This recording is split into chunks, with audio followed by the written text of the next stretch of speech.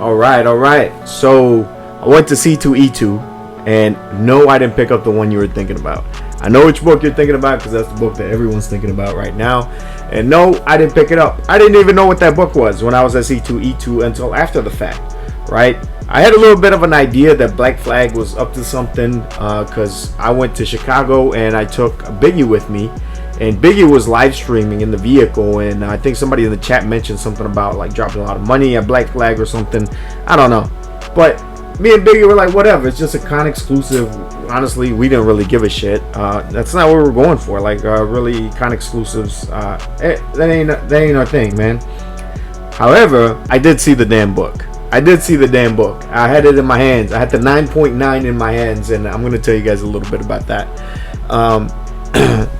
Because later on Saturday afternoon, right, I still had no idea what this book was going on. I didn't know what this book was all about or nothing. I didn't give a shit. And I was just kind of looking around, perusing and stuff like that. And I did want a signature from Clayton Crain. So I went over to his booth, found out he wasn't even there. So I was just kind of going through the stock of Black Flag. I was like, maybe I'll just buy an already signed book with a COA on it or whatever. I was like, I think that's going to have to do for now. While I was looking at it, I saw the 9.9, the acetate cover, the acetate cover, the 4 staples, baby. And I looked at it. I didn't know what it was. And I thought that shit was whatever, dude. I was like, I was unimpressed. One of those, homage covers, whatever. I flipped the book over and they had like the price tag of like some ridiculous number. And I was like, oh yeah, it's got to be one of the trash exclusives that are just fucking bloated and hyped to hell. I was like, I didn't think it was that impressive. Of course, I didn't know that this was like a C2E2 exclusive. I just thought that this was like one of them 1 in 1,000 variants or some shit like that. So I really didn't care, man.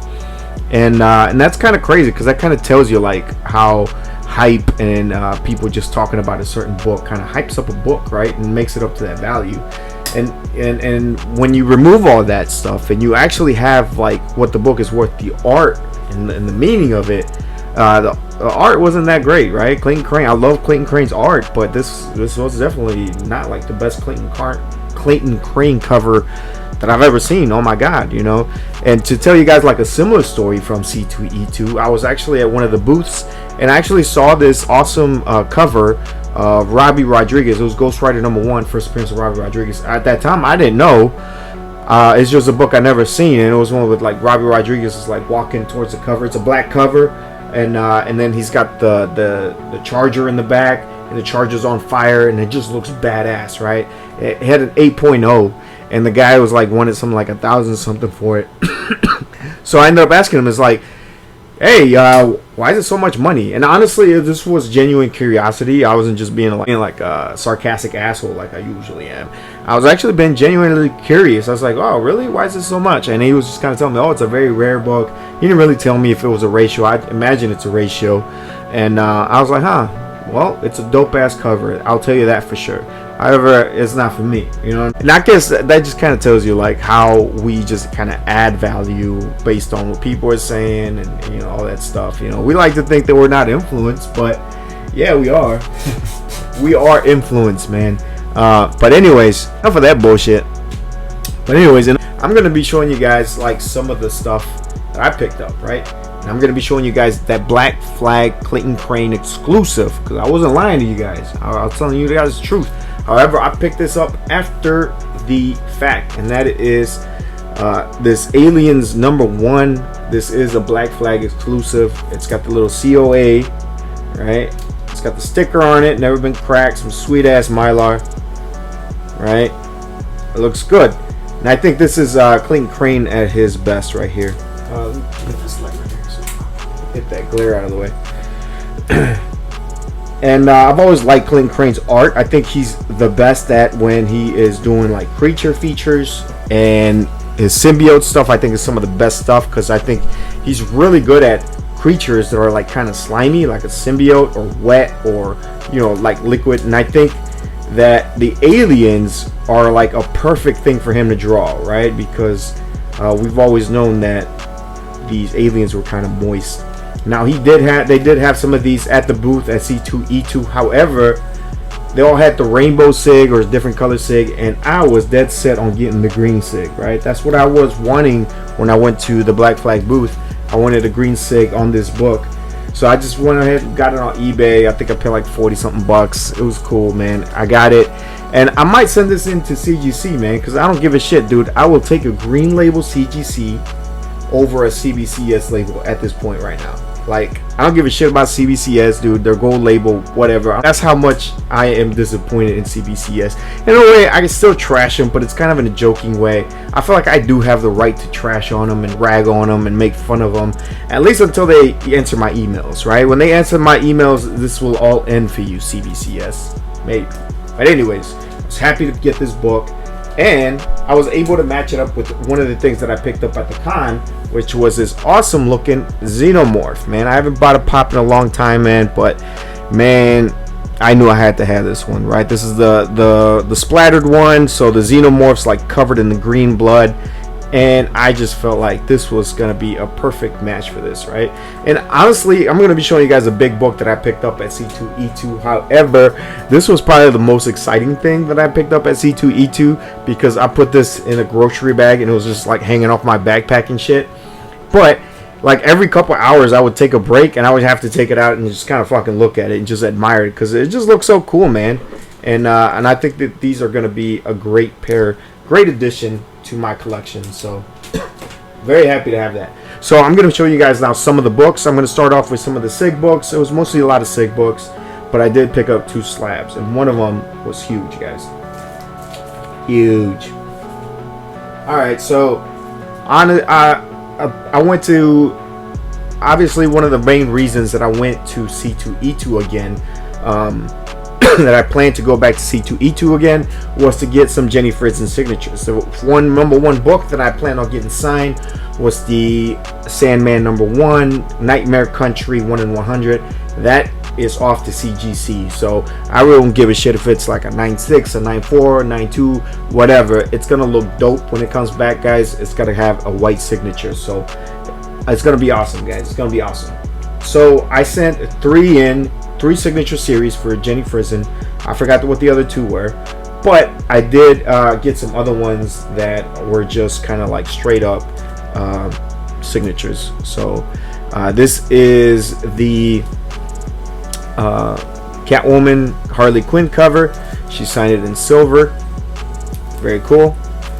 And some of these I may give away. I'm probably going to be doing a giveaway somewhere in the future. So this is a nice Wonder Woman one. She signed in black.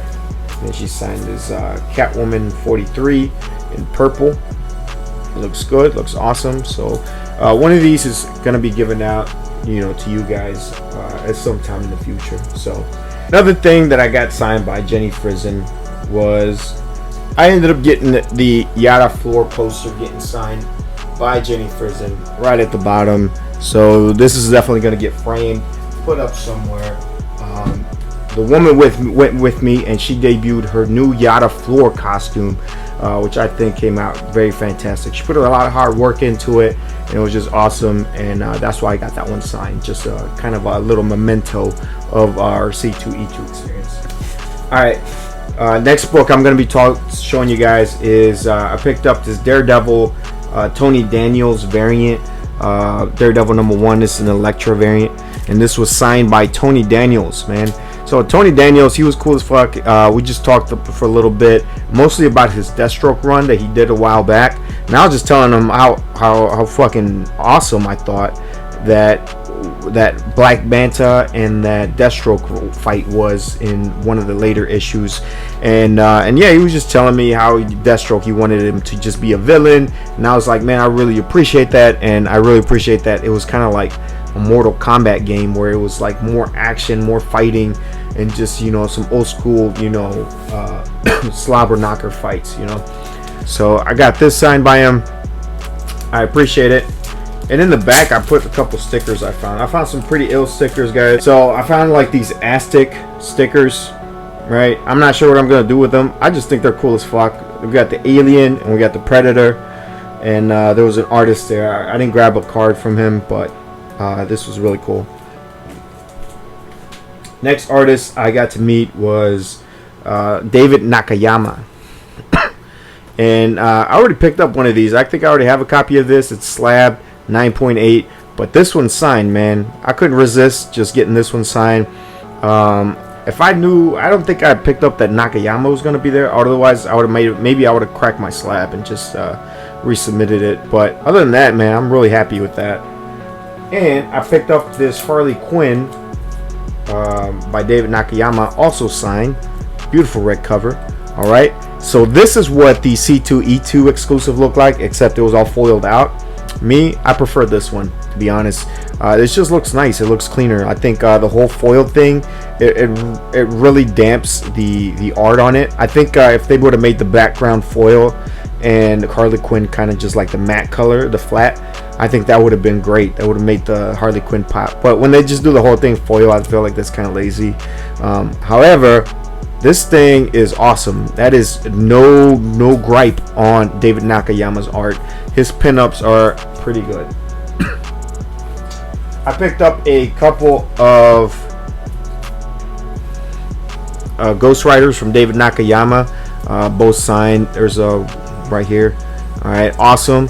I picked up one for myself and one for my homie Geeks. So one of them is gonna go to Geeks, and I'm gonna keep the white one.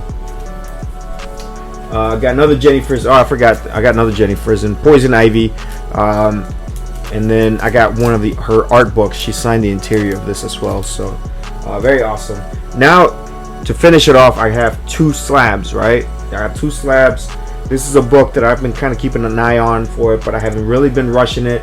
I was just kind of lucky that I was able to find it in one of the boxes up there, and that is Action Comics 894 at a 9.2. Will do. It'll do. It will do. Got a pretty good deal on this, and I forget whose cover this is. David Finch. So that's an awesome death cover, and I do believe that this is her first appearance in continuity. I don't know. Honestly, this is just a dope ass cover. One last book to show you guys, and it's the huge banger. All right, banger. So we're gonna look at it after these commercials. After a word from our sponsors. They say 20 seconds in the California sunshine is too much these days, ever since we lost the ozone layer. But that was before Sunblock 5000. Just apply a pint to your body and you're good for hours. See you by the pool.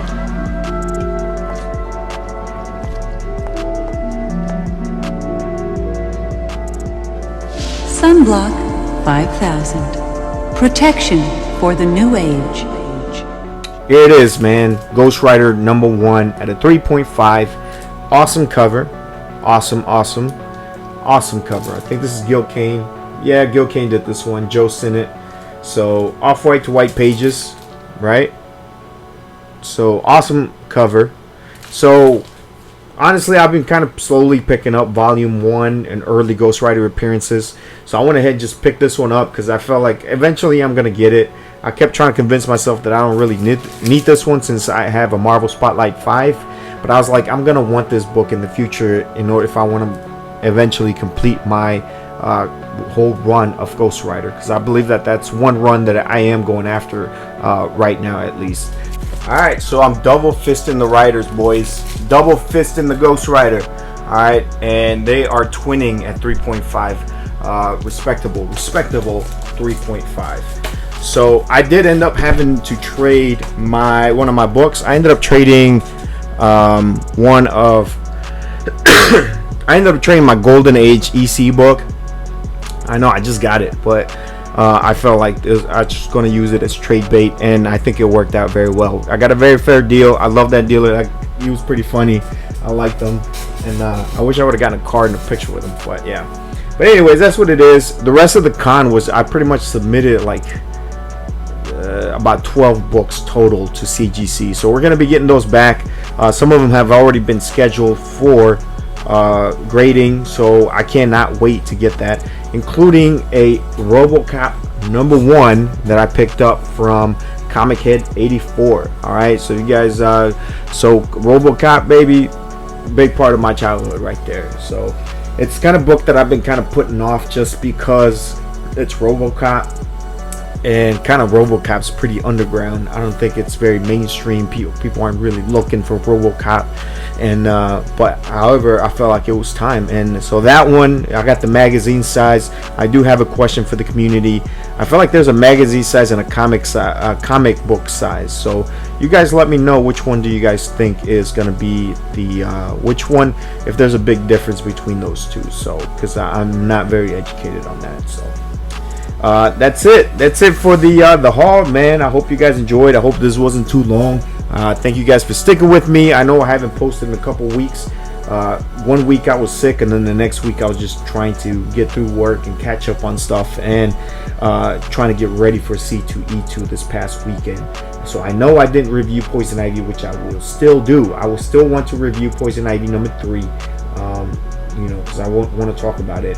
And also have a sideshow statue coming up, Power Girl. She's sitting out there somewhere, so we're gonna be doing that. Also, I got my winnings from winning the Comic Gories at home, right? At home champ right here, baby. So I got my winnings from that, and it looks like John threw a little bit extra in there, so I'm gonna make a video for that, and I'm gonna be excited to show you guys that as well. Might do a Prey review if you guys really want that. You know what, I'll just do it right now. That movie was dope. Watch it. If you love Predator, you're gonna love this movie, man. It's just back to the old school bullshit, where they just stabbing, Predator just goes in there, stabs motherfuckers left and right, pop pop pop pop. So awesome. Check that out. With that being said, man, shout out to everybody else saw at C2E2. Some of the guys, I only got to meet you guys briefly, but I'm hoping to see you guys again at another con for sure. So yeah, man, you guys stay cool, man. All right, and stay away from them bootlegs. All right, peace.